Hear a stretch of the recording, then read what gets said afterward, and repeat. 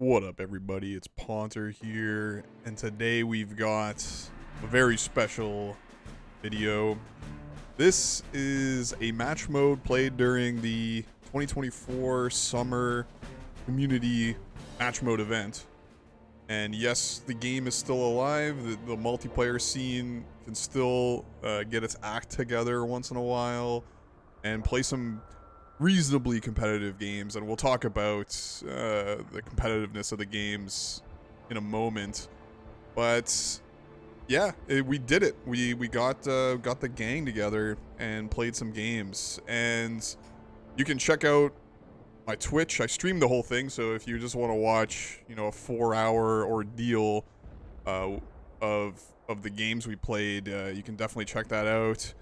And yeah, the game I'm showing is the first hometown game that I played, and just a little bit of context on the teams. So we had, just looking at their cut, this is kind of in the middle of the event. We had pretty much all the usual suspects. It's great to see Wally show up. It's great to see good players show up. It's great to see Diamore. Some people were just here to spec, mostly, like Mycon. He was here to spec because he was sick or something. Studerball actually barely did any specking, which is a miracle. And then we had some newer players like this Vic Vance guy and this Butter guy, who it was great to see new players. Like, these were guys who said they, I haven't played in 10 years or something, and they've never played a match mode, and you just have to work around it. I think one new player per team is good enough. Like, it doesn't create too much chaos in a 5v5. In this 4v4, you can't really, you could try it, but it's a little tough to have good games. And it's a balance, right? Because folks like Wally and Dex and Kid A, they come here to play good match mode games. Like, they want tight competitive games. They don't want to have a ridiculous pub experience. Unfortunately, it's really intimidating for new players to just come in and, everything they do is dictated. Like, the first thing we say is, like, you can't have fun. You have to do exactly what we tell you as we yell at you. You have to give all your TA to this random dude. And yeah, welcome to the game, champ. So that it's not the greatest experience for new players, but hey, if you can hack it, then you can hack it, and then you learn the game a lot faster. Like, you definitely will learn a lot faster playing this. And this game, I want to highlight, just fast forward, I want to highlight this guy right here, Tuna Can. Tuna Can is CSIE player. He's relatively new to the CSIE team. Definitely a resident brony, unfortunately, but we won't hold that against him. And Tuna is a perfect example of that. He wasn't in, as far as I know, the match mode scene until very recent. He joined CSIE, and he just, he's kind of like the C team or the B team CSIE, but he's absorbed the knowledge. And we're just gonna watch. He's gonna play an impeccable infantry game, and so I'm just gonna say it as I always say. Tuna can play infantry. So got the big Tuna. We got Studerball is gonna be playing air on our team. Wally's obviously on support. And I saw Wally playing support on USA, and I was like, I have to play armor for this guy. And I was, at this point, down. I think I lost like 3 games in a row now. So I really wanted a win. And what better place to try it on Hometown, which is one of my favorite maps.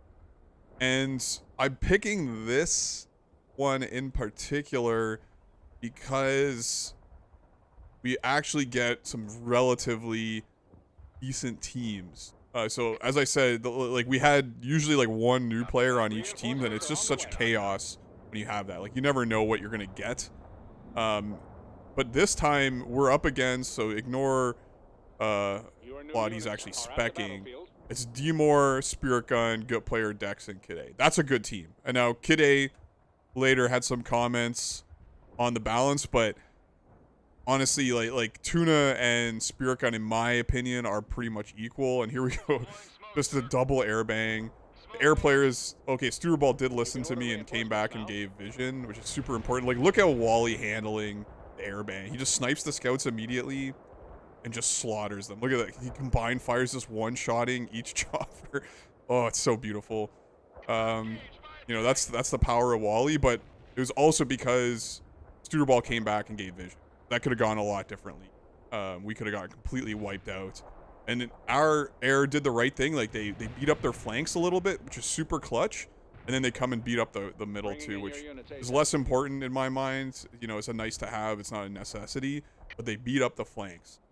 But because they kind of pinned us in our spawn for a little bit, we were a little bit behind on the capping. But that's fine. That's fine. Look at this. Tuna's going to stop after I yell at him. And we're going to get a nice cap of damn. And then this is very important. And we're going to be watching this like a hawk.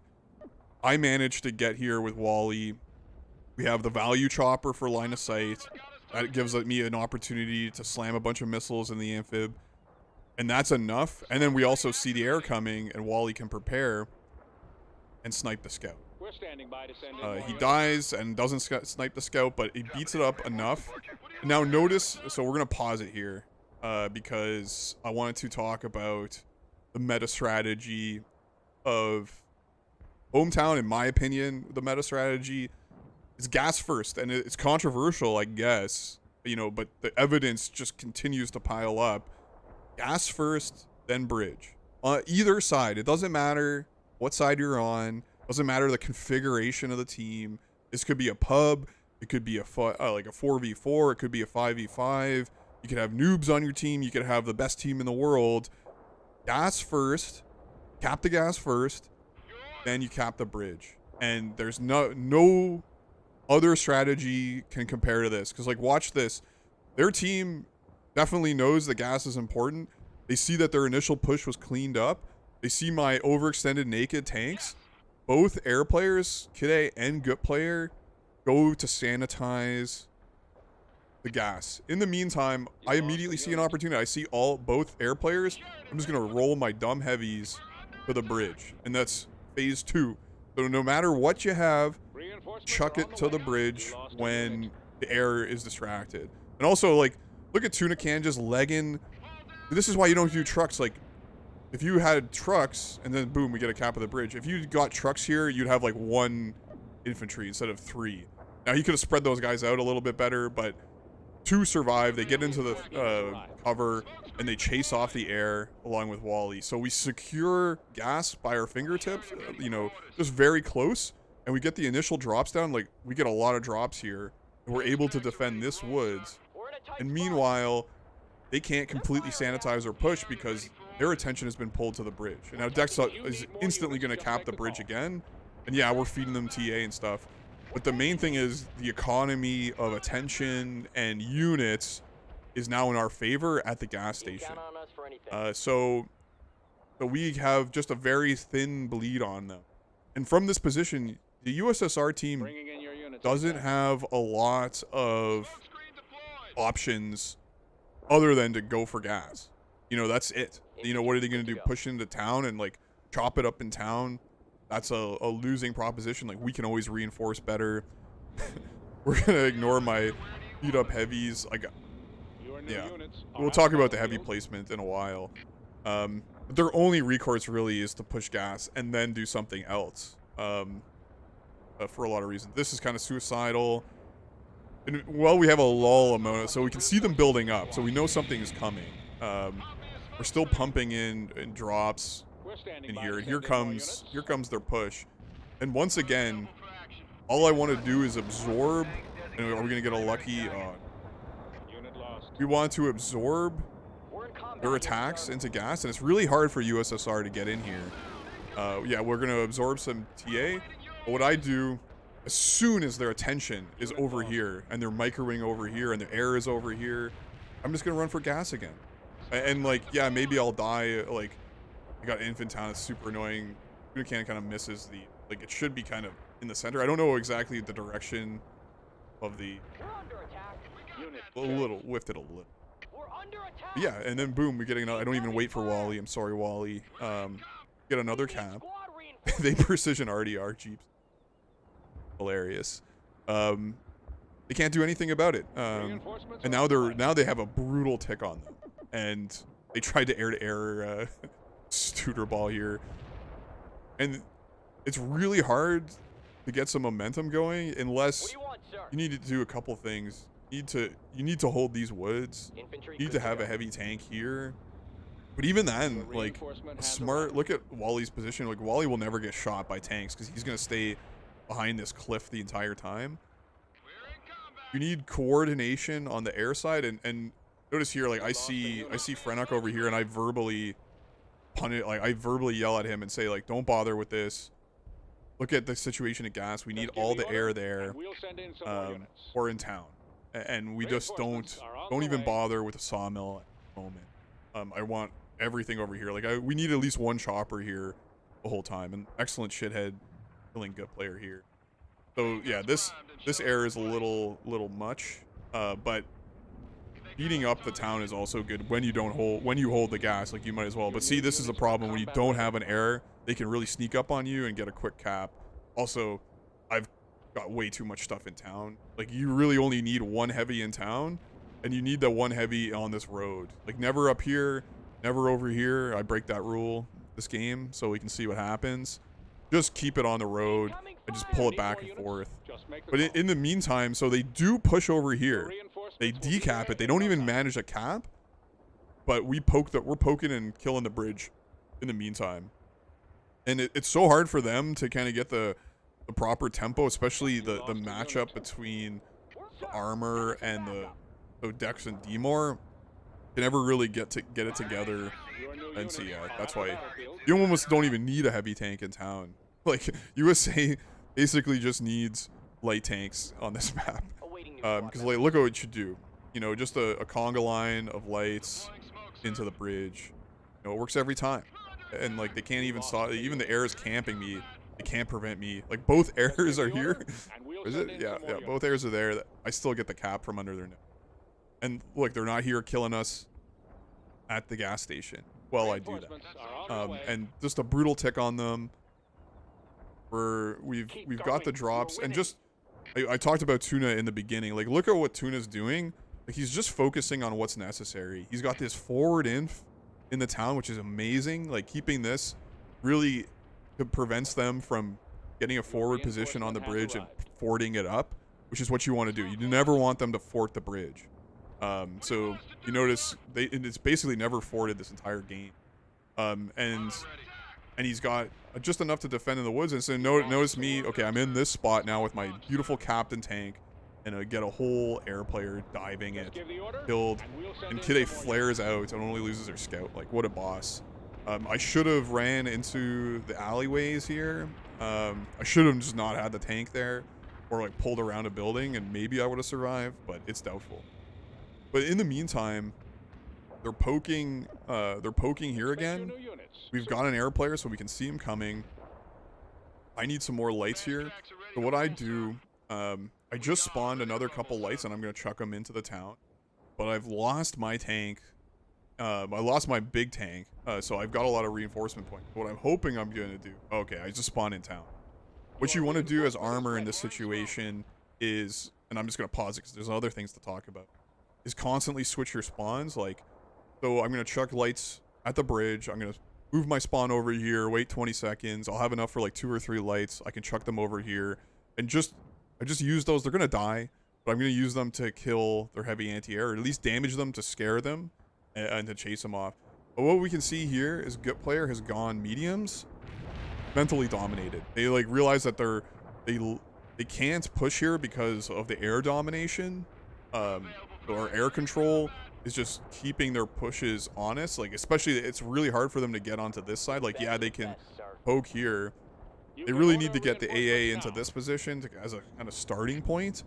But they can never even get that, like, because there's infantry running around here and my tank's running. Here comes another arty, and this is it. They're going for the big push. I drop an arty on them, and look, I'm already pushing for the again, like, they can't do anything about this. And then they're just going to get walloped by arty, all balled up there, damaging the AA, and then the air comes in and wipes them out. And the medium air is supposed to stop this, but it really can't. It can't kill it in time. So like, what's the point? This is, if I do have some criticism of this team, but notice my TA is pretty skint. Like, I do a few drops. That's a nice fuel air bomb, I guess. It is a daisy cutter. But I have no drops on the field anymore. So I could have done another round of 3 drops and it had gone boom, boom, boom. Like, that's exactly what I would have done if I had that 30 TA. And that's not even the worst. And Frenach is the air player. So, you know, we're not perfect in this game. You know, that's a pub mentality there. Like, if you're going to do this fuel air bomb, it has to be coordinated. You have to be like, yo, Ponter, I'm going to drop fab. I'm going to fab the town. You know, have some lights ready. Wally, have some shit ready. Again, like, this is why I don't put heavies here ever. Like, even though heavies are dope and you can snipe AA, but you're barely ever going to have the line of sight. And I rather just have a blob of lights ready. You can chuck like 3 missiles into an AA and basically kill it with the lights and then run away. And 3 lights is a little, like, you got 3 smokes, so you can last a lot longer in a kind of a danger area. And yeah, and so notice, yeah, they managed to cap the bridge, because it is pretty easy to cap the bridge, but we still hold that slow tick. So we're just waiting, and like, I move my spawn over here. I spawn my 3 light tanks, and I'm gonna chuck those at the bridge as soon as I can. And in the meantime, I'm just waiting, like, yeah, just come and get it. Come and get it, D-More. I'm poking it enough, and that's enough to just kill the push. Now, we could have better line of sight, I guess. Like, we could have Infant these woods. Could have a little bit more forward AA air. I could have got a scout. And then, yeah, I forgot about this. So nobody knew what Wally was doing. And again, I was very low on TA this entire game because Wally and Frenach, you know, basically kept TA to themselves. They did the nuke, but, you know, you might as well put them out of their misery at this point and just run. Again, run for the bridge with light units. Absorb their attack and just strip it of all its oomph. And then Frenach is again ignoring me and dropping over here. Like, again, I would have loved to have some TA to do some light tank drops over here. You know, that would have been great. That's really, if you really want to put a team down, if you're in this position, you can do that. Like, have your air, strip the forts, or like strip the forts with a little bit of TA, and then drop the hell out of it. Then at least their air player is going to have to run over there. Their infantry player is going to have to spawn over there probably. And then that's just makes it easier to defend the gas, and it makes it easier to poke the bridge. And finally, I get TA. I start begging. So maybe I should have just been asking for the TA. Play the entire game to prevent the Wally nuke and the Frenach fabs. But yeah, and then this is what I do. I do some drops over here. That's really it's the game's pretty much over by now. So and it's like can anybody tell me a better strategy than this in a 5v5? All things being equal, like, these are equal teams. You know, I think Good Player and Kid A are probably better air players than Studerball and Frenach. You know, Dexter's probably a better armor player than me. Spirit Gun is technically more experienced than Tuna, but Tuna, I think, plays a more straight-up game. Like, Tuna looks like how Kickapoo or J-Man would play infantry. Spirit Gun kind of does his own thing. So these teams are equal, you know, but we got a little lucky. And I really focused on the gas, and I told the team to focus on the gas, and we won, and it was easy. We just made this look easy. You know, what is a better strategy than this? You know, I think you're delusional if you think the gas is not a play. So yeah, this is great game. I have another one on Hometown, which is very interesting. Played the same day. From the USSR perspective, so I could play that, and it's the same thing, guys. It's the same thing. So yeah, kudos to everybody who showed up to the events. That was played in August 10, 2024. New players were played as well, so everybody's welcome. Hopefully we can do some more events. So guys, if you want to play Wick online with real human beings, go to massgate.org, get the Discord. Need tech support. There's tech support on the Discord. And get the game, and hopefully we can play some more. We should probably play some pubs for the more all-inclusiveness. But these match modes were pretty inclusive. But yeah, that's it for me, guys. Thank you for watching, and yeah, take it easy.